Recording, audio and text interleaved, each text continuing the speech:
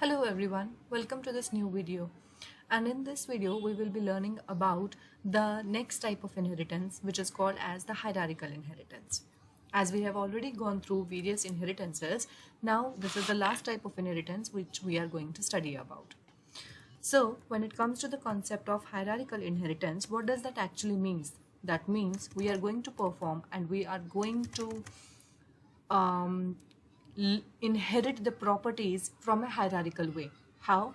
That means, let us assume if we have a class A, this class A can have multiple child, say B, C, D. This can be possible.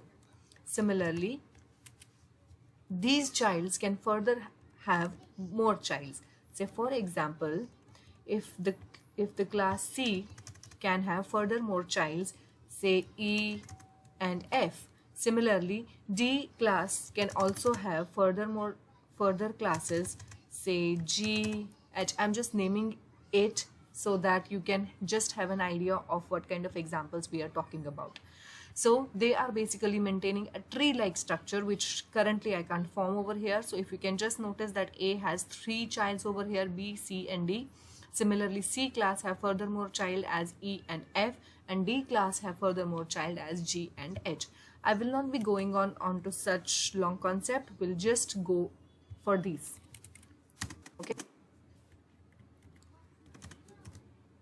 So let us assume that this is the hierarchy which we are going to achieve.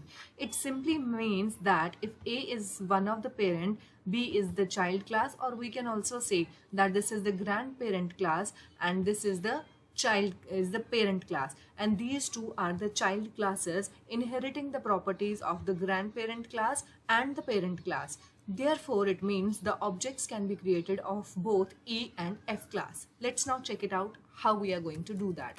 So I'll be taking the simple basic examples for class A. So in class A, I will be just creating a method, say M method we have, and this M method will be displaying a message from class A. Okay. Similarly, we will be creating class B over here, and class B is inheriting, well, I think, yes, class B is inheriting the properties of class A. So it means this should be done, and I will be naming it as M1. This is class B. Now similarly, we have another class as E class, which is extending class B, because B is the parent of E class, right?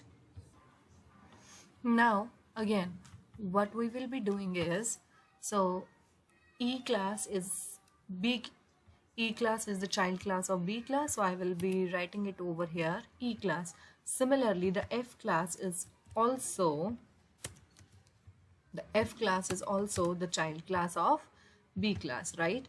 So I will be writing it over here as M. Now let's name the methods differently so that there will not be any kind of issue. Okay, this is M2, this is M3. Now if this is kind of a scenario, of which classes we are going to create the objects? Number one, E class, of course. So E1 is equal to E, then E1 dot M, E1 dot M1, E1 dot M2 will be accessible to it, right? Because if you can notice, E is the child class and E class is inheriting the properties of A and B both. Therefore, it can call the method of A, the method of B. Therefore, E class will be inheriting both the properties of classes A and B. That is M method from A class, M1 method from B class, and M2 method from itself E class, right? Similarly, F is also the child class of B class and it will be inheriting the properties of A and B. One point to notice is E and F both don't have any kind of relationship. So they both of them cannot access the M2 or M3 method, vice versa. Similarly, I will be creating the object of F class. So F1 dot M, if you can notice, F1 dot it will be accessing M1 class and F1 dot M3 class. It is not accessing M2 class. Let me just execute it for us. So see, these are the responses. F class is the child classes of A and B inheriting their properties, and similarly E class is the child class of B class inheriting the properties of its grandparent and parent class. So this is how the hierarchical inheritances work. Thank you very much.